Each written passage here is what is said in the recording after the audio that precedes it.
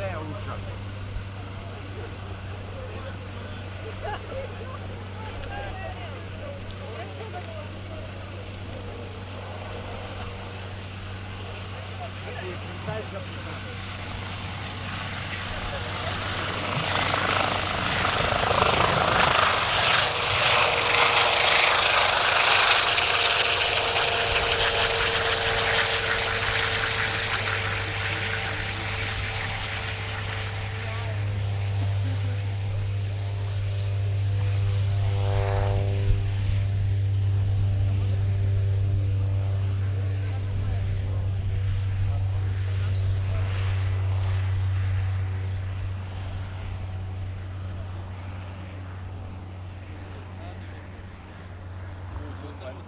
Slow motion.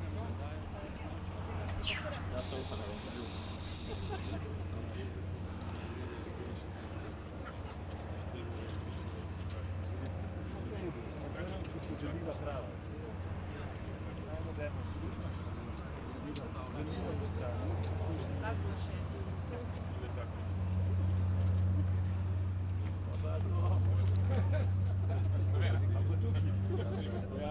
Z kere strani bo pa prišel, s te ali s te?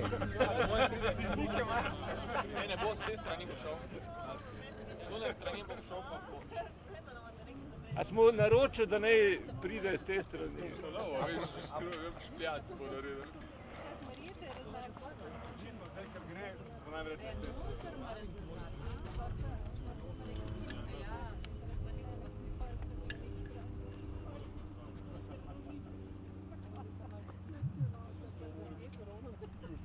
Achtung, Achtung. Attenzione!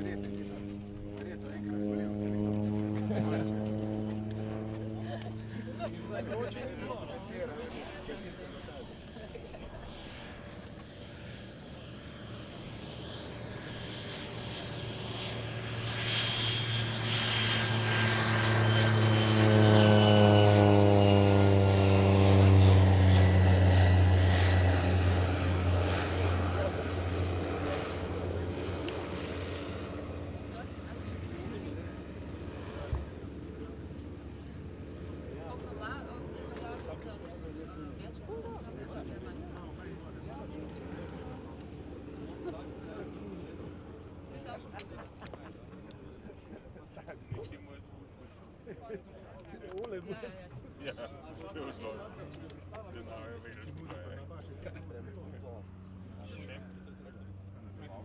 Pa še puša, kar v zraku. Se mi je zdelo, da zjutraj ni padal iz oblaka. Ker sam par kapelj. A bo še enkrat?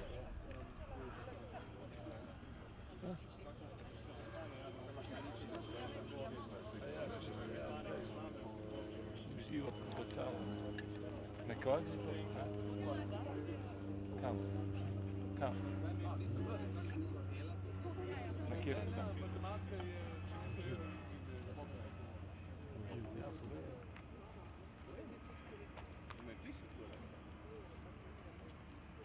A kam pa gre zdaj?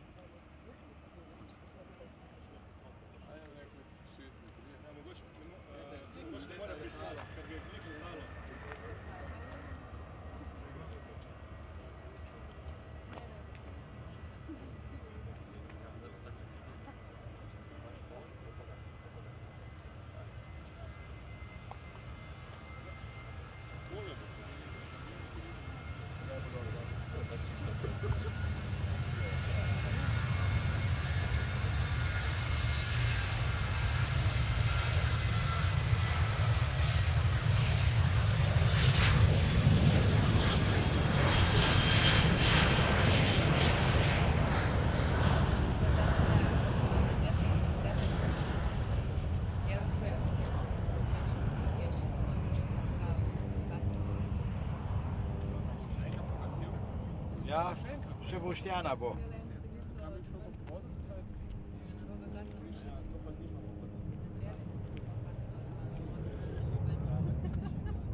Kaj?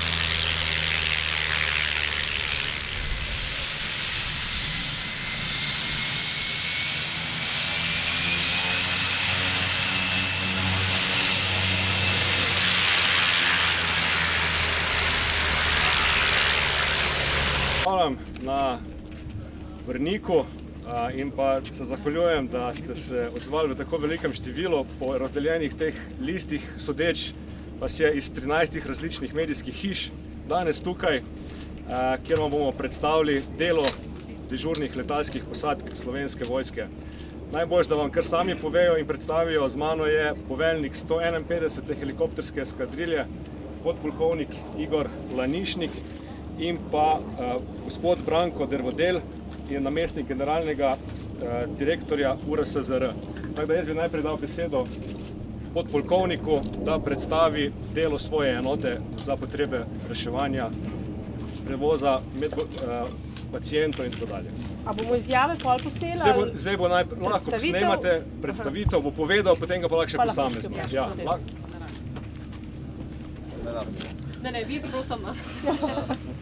Dobro jutro, lep pozdrav v mojem imenu, dobrodošli v bazi na Brniku. Sem poveljnik 151. helikopterske eskadrile, v naši sestavi je 8 helikopterjev Bell 412 in 4 Cougarji, spravi 12 helikopterjev na voljo, mirnodobno na voljo za zaščito, reševanje in pomoč v Republiki Sloveniji. S 1.7. do 1.10. je prišel ukaz načelnika generalštaba o aktivaciji 3 helikopterjev Slovenske vojske za potrebe zaščite, reševanja in pomoči. Se pravi, skladno s tem ukazom zagotavljamo 2 helikopterja po vidnem delu dneva v 15-minutni pripravljenosti, prav tako še en helikopter v 120-minutni pripravljenosti v vidnem delu dneva, se pravi 3 helikopterji po dnev in v 120-minutni pripravljenosti 3 helikopterji tudi po noč. Omenil bi, da v tem trenutku danes zagotavljamo helikopter nujno medicinske pomoči, ki je pravkar odletel na nalogo na bolnico Jesenica in potem nujni prevoz na UKC Ljubljana. Jaz računam, da bo ta helikopter prišel nazaj okrog 10. ure in da ga bomo tukaj dočakali.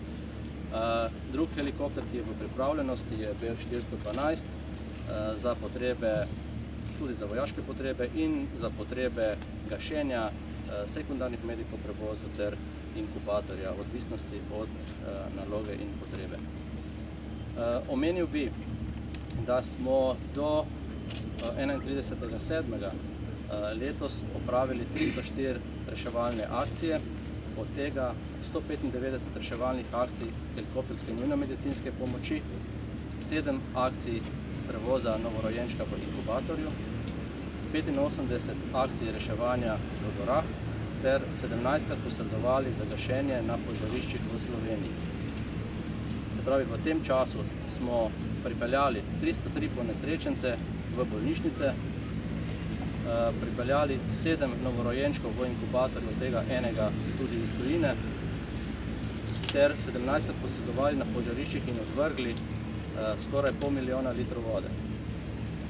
Statistično gledano je zelo zanimiv podatek ta, v primerjavi z lanskoletnim obdobjem, da smo lani v mesecu juniju opravili 21 reševalnih akcij, dokler smo letos jih opravili v mesecu juniju 66. V mesecu juliju je pa bilo lani 54 reševalnih akcij, letos pa 97. Lahko rečemo, da v poletnem obdobju, v primerjavi z lanskoletnim obdobjem, se je število reševalnih akcij podvojilo. Toliko bi jaz povedal na kratko o naših akcijah in aktivnostih. Edino, kar bi morda še dodal, je to, da glede na deficitarnost letalskega kadra, ki ga pač vi ne čutite, mi pa načrtovalci letalskih operacij zelo, lahko rečem, da glede na težave, ki smo jih imeli z zagotavljanjem finančnih sredstev za simulator, da smo uspeli nekako zadevo urediti tako, da zadovoljimo potrebe in ukaz načelnika generalštaba, vendar lahko zatrdim, da je 151. helikopterska eskadrila med tem časom opravljala naloge na zgornji meji operativnih zmogljivosti. Zdaj pa še vi, če imate še kaj za dodati z vašega. Ja. Lep pozdrav tudi v imenu Uprave Republike Slovenije za zaščito in reševanje, seveda tudi v mojem lastnem imenu. Jaz bi rekel mogoče na začetku toliko, da je seveda letalski polk izredno pomemben segment na področju zaščite in reševanja. Predvsem tu mislim na letalski del, se pravi na 152. eskadriljo in na 151. eskadriljo helikopterjev. Jasno je, da nam nudijo svoje usluge, sicer tudi nekatere ostale enote v Slovenski vojski, ampak mislim, da je največjega pomena prav ta podpora strani letalstva. Podpirajo dejavnosti ob naravnih nesrečah, ob drugih nesrečah, kot je major Lanišnik že povedal. Predvsem tudi ob gozdnih požarih, ki jih je tudi omenil, in letošnje leto, kot ste tudi mediji poročali, je bilo zelo pogosto na področju požarov. Na začetku požari v industrijskih objektih, kjer je helikopter odigral prav tako veliko vlogo. Zdaj v zadnjem času pa smo tudi mi doživeli gozdne požare. Sicer moram reči, da smo v Sloveniji na področju preventive v zadnjih letih ogromno naredili, tako da požare opazimo zelo hitro, lahko jih potem tudi zelo hitro omejimo in tudi zelo hitro pogasimo. Rekel bi, to je bila tudi praksa zdaj pri teh zadnjih dveh požarih. Eden, ki se je zgodil blizu Divače, kjer je zagorelo zaradi pač železnice oziroma ognja, ki ga je zaneti vlak, in pa na Komnu, kjer v tem trenutku še odkrivajo vzroke za ta požar. Moram reči, da je zelo pomembno, da imamo v Sloveniji na tak način razvito na eni strani gasilstvo in na drugi strani to podporo iz zraka. Vemo vsi iz izkušenj, da samo ta kombinacija prinese željene uspehe tudi v gašenju gozdnih požarov. In jaz bi se tule še enkrat letalcem zahvalil za posredovanje ob tej intervenciji, ki je bila zelo uspešna. Tam so sodelovali z Cougarjem, z helikopterjem, z opremo, ki je na tleh, se pravi z bazeni, z Bambi Becketi. In mislim, da je bilo zelo pomembno, da ko smo kupovali zračna plovila, predvsem helikopterje, da je prišlo do odločitev, da jih bomo opremili dvonamensko. Se pravi, da imajo večinoma vsi opremo za gašenje gozdnih požarov, ki mislim predvsem na bazene za zajemanje vode, na Bambi Beckete in pa na drugi strani opremo tudi za reševanje v gorah.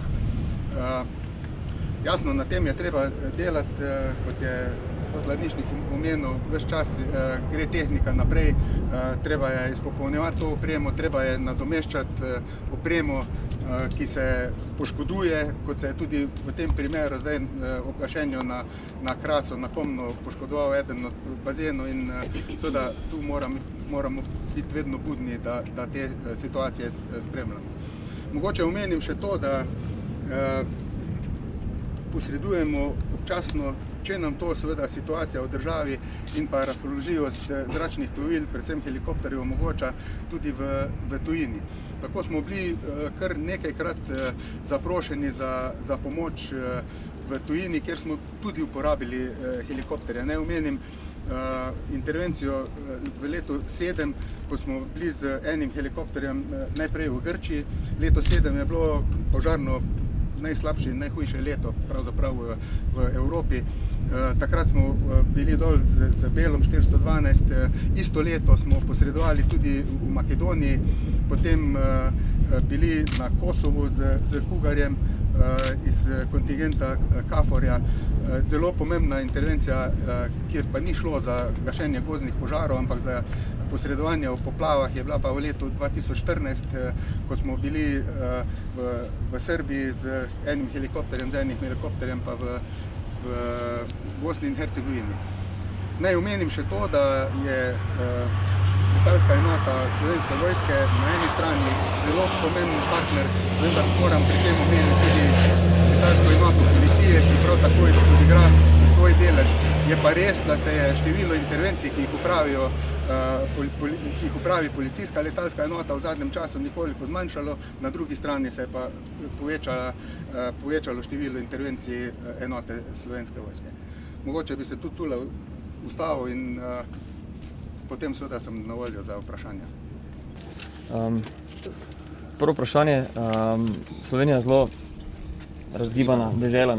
Kakšne so tiste prve omejitve, na katere piloti naletijo pri teh posredovanjih? Največji izziv v bistvu predstavlja to, da nesreče, ki se dogajajo v gorah, se dogajajo tudi v slabem vremenu. In glede na to, da je teren tako razgiban, kot ste že omenil, lahko rečemo, da je to v bistvu najbolj zahtevno področje reševanja oziroma najbolj zahtevno letenje nasploh je reševanje v gorah. Tako da so to zelo veliki izzivi za posadke in ocenjujem nujno in potrebno, tako kot sem že omenil, usposabljanje posadk na simulatorjih prav s tem namenom, da zmanjšamo možnost nesreč, ker se leti in izpostavlja tehnika in ljudje po nepotrebnem, če nismo zelo varni na našem področju. Kaj je bila pa letos, samo še to, kaj je bila pa letos recimo najbolj zahtevna naloga za pilote in tako helikopterje kot Pilatusa recimo? Tukaj je zelo težko izpostaviti najbolj zahtevno nalogo, zaradi tega, ker mi, ko odhajamo na nalogo, v bistvu še niti ne vemo točno, ali bo potrebno reševati ob steni z vitlo, ali bo to mogoče opraviti z naslonom enega kolesa ali smučke. Predvidoma nekako smo vedno pripravljeni za najtežje pogoje in potem tudi odpravljamo najbolj izkušene posadke na to vrstne naloge. Koliko časa pa traja recimo nekako usposabljanje enega pilota oziroma posadke, da lahko gre v akcijo? Približno, ko pride v našo enoto, se pravi, ko pride v 151. helikoptersko eskadrilo, usposabljanje poteka 2 do 3 leta. Ampak neuradno je torej nekaj časa veljalo, da v resnici nobena, vsaj večina pilotov ni imela recimo upravljenega tega usposabljanja na simulatorju. A je zdaj ta težava, torej, kot pravite, v resnici rešena? So bili v letošnjem letu, tako kot je bilo strani ministrstva tudi rečeno, vsi piloti na usposabljanju na simulatorju? V tem trenutku od 14 posadk, ki jih imamo na Belo 412, je operativnih še samo 4 posadke. Vendar v tem trenutku smo pridobili finančna sredstva in 19. avgusta odhaja prva skupina 4 pilotov na simulator v Ameriko in se pravi iz rdečih številk bomo počasi izstopili. Tam okrog 26. avgusta pa pošiljamo še 8 pilotov, se pravi še 4 posadke Bell 412 v Ameriko. Kar se tiče helikopterja Cougar, smo pa že s simulatorji začeli in v tem trenutku imamo na voljo 5 posadk. Prej ste rekli, da so se v bistvu akcije pač podvojile. To je zaradi tega, ker je toliko več nesreč ali zato, ker so tokrat več pač vas aktivirali? Dobro vprašanje. V bistvu lahko rečem, da nesreč je več, prav tako se pozna tudi aktivnost policije v Mariboru. Se pravi, ta FNMP, ki je bil aktiviran oziroma ki je nek pilotni projekt v Mariboru, je povečal obremenitev policije, kar lahko tudi sami povejo, in to obremenitev policije v Mariboru mi čutimo tukaj na Brniku. Koliko pilotov pa bi še vi, oziroma pač aktivnih članov bi potrebovali, ker prej ste rekli, da v bistvu vam primanjkuje pač osebja. Koliko bi bilo recimo potrebnih ljudi, da bi nekako bili na tistem nekem minimumu? Glede na trend In jaz menim osebno, da je trende treba spremljati. Mi z obstoječimi silami 14 posadk Bell 412 in 7 posadk Cougar lahko zagotavljamo in opravljamo vse tiste naloge danes. Vendar, ker je trend tak, da bo teh nalog več in več in spomnimo se nekih floskul, da z manj naredimo več, žal v letalstvo ne gre skozi. Kaj pa glede opremljenosti, imate kakšne težave? V tem trenutku glede opremljenosti lahko rečem, da so helikopterji Slovenske vojske relativno dobro opremljeni, vendar bi poudaril, da so helikopterji Bell 412 po 20 letih operativnih nalog že rahlo zastareli in potrebni nadgrade. Kaj pa bi recimo potrebovali, tako mogoče najbolj nujno? V tem trenutku bi potrebovali nadgradnjo repnega rotorja pa radijske postaje na Bellu 412 in sicer približno, verjetno vas zanimajo finance, jaz ocenjujem, da bi z €1 milijon lahko nadgradili 8 helikopterjev Bell 412, tisto, kar je najbolj nujno.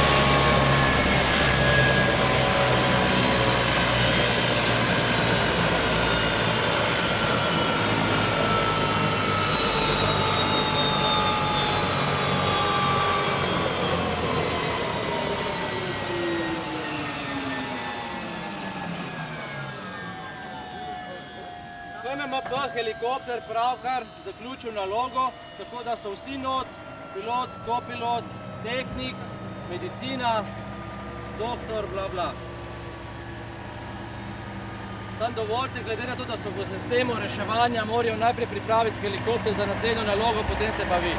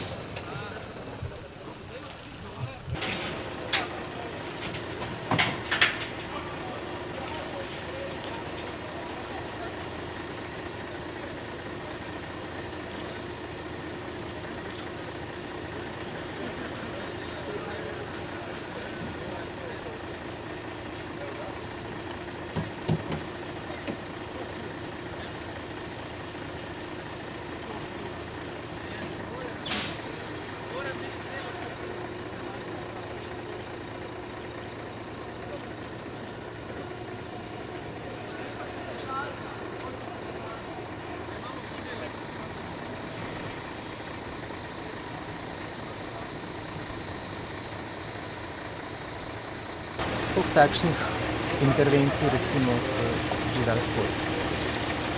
Ja, v bistvu največ imamo primarnih intervencij, se reče, da gremo na teren in iz terena peljemo bolnike večinoma v klinični center, tudi v druge periferne bolnišnice, nekaj tudi takih sekundarnih intervencij, ko gremo v neko periferno bolnišnico in premestimo v klinični center, kadar gre za neke res nujne premestitve ali v hudnem srčnem infarktu ali v hudih poškodbah, kot je bilo danes. Bi rekli, da se vaše delo zaradi tega, ker delate s helikopterjem oziroma ne helikopterju, ker sodelujete pri tem, kaj bistveno razlikuje od drugega zdravniškega dela, recimo ordinacij? Ja, to se sigurno razlikuje bistveno, tudi od reševanja z rešilci. To je ena specifika, ki jo pozna pač samo tisti, ta način dela. Jaz sem sicer bolnišnični zdravnik, zdravnica, delam kot anesteziologinja v bolnišnici Jesenice za polovični delovni čas sem pa na Brniku na helikopterju, zato zelo dobro vem to razliko. Ima prednosti pa slabosti, predvsem so te vremenske, ekstremi so zelo naporni, sploh zdaj poleta ali pa pozimi, ki je zelo mraz.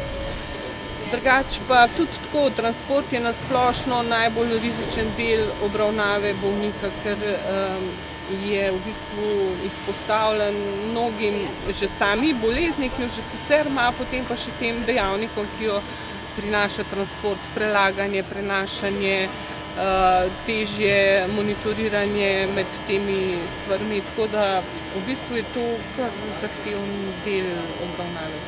Ampak je pa, kar se tiče teh primerov, s katerimi se prevaža s helikopterjem, načeloma gre za take primere, pri katerih je pravzaprav helikopter nujno potreben, kot pravzaprav gre za sekunde. A veste kako je, helikopter ima več prednosti. Eno je hitrost, to je siguren, po drugi strani je pa njegova velika prednost način transporta, kjer ni pospeškov in zaviranj in ovinkov, zato je v bistvu metoda izbora za način izbora transporta za hude poškodbe glave, poškodbe hrbtenice, kjer vsi ti omenjeni pospeški, pojemki zelo lahko vplivajo na samo poškodbo in jo poslabšajo. Tako da v bistvu hitrost, potem način transporta, potem je pa tudi mogoče oprema ali pa obravnava bolnika, nekako smo tle zbrani ljudje, ki smo malo bolj usposobljeni za urgentno medicino kot na nekateri na terenu in v bistvu pomagamo in smo dopolnilo tistim ekipam, ki najprej pridejo do bolnika in ga začnejo z oskrbo, mi pa potem to naprej nadaljujemo in ga v bistvu bolj oskrbljenega peljemo neposredno v klinični center, kar recimo iz ene periferije, Bovc, Tolmin, Idrijane, sploh drugačne ne bi prišlo. Od letos prevažate tudi inkubatorje, ki je tu specifika?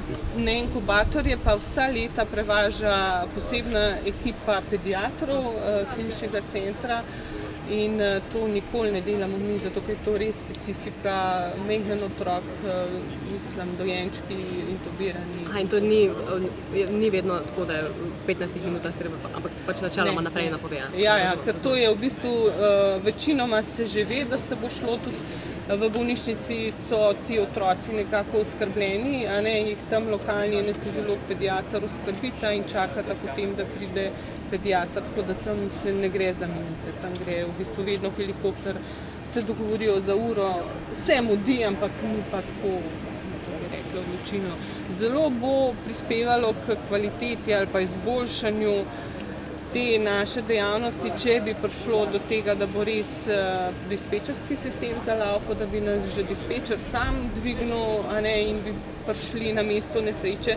Zdaj namreč je sistem tak, da vedno zdravnik, ki je obveščen za eno nujni dogodek, oceni, ali gre sam pogledati na mesto nesreče, pa nas potem pokliče, ali že iz podatkov čas nas vseeno aktivira, ampak vendarle gre tle za zamudo. Če bi pa dispečer, ki prvi izve za nesrečo ali pa za bolezen po kriterijih, ki so znani po celem svetu, aktiviral nas direktno, bi v bistvu mi lahko prišli dostikrat prvi na mesto nesreče. In bi s tem bistveno skrajšali čas oziroma bi izkoristili to, kar nam helikopter nudi, res hiter odziv, hiter transport in hiter prihod bolnika do končne oskrbe. Še druga stvar, ki bi bila pa še bolj idealna, bi pa to, da bi se lokacijsko združila ekipa HNMP pa prevoznikov, da bi bili na isti točki in hkrati štartali do helikopterja. Zdaj namreč vidite helikopter, piloti živijo tam, mi živimo tam in da se to mi izmenimo in srečamo, zamujamo tudi kar dragocene minute, ki jih je zelo škoda, ampak pač imamo. Hvala lepa. Kdo pa je odgovoren za to? Za te spremembe, ki ste jih omenili z dispečerske? To je dispečerski sistem gradi Ministrstvo za zdravje, se vzpostavlja. Bi oni morali sprejeti recimo neko minimalno spremembo? To se vzpostavlja zdaj. Se vzpostavlja. Maribor naj bi že kmalu, mogoče že letos, naj bi že to bilo, no pa še ni, ampak to bo, to se vzpostavlja. Da bi bili pa skupaj, je pa problem, da so... Mi smo zdravstvo, oni so vojska, tu imajo vsak svoje šefe, v bistvu bi rabili helikopter HNMP, zdravstva, da bi bil namenski helikopter. Ker recimo zdaj helikopter, ki je bil požar, oni so šli gasiti, mi smo pol to predstavljali, da vem, ali pa smo bili brez helikopterja, tako da to je še zdaj za narediti. Najlepša hvala. Da pa še gospodar Vodel.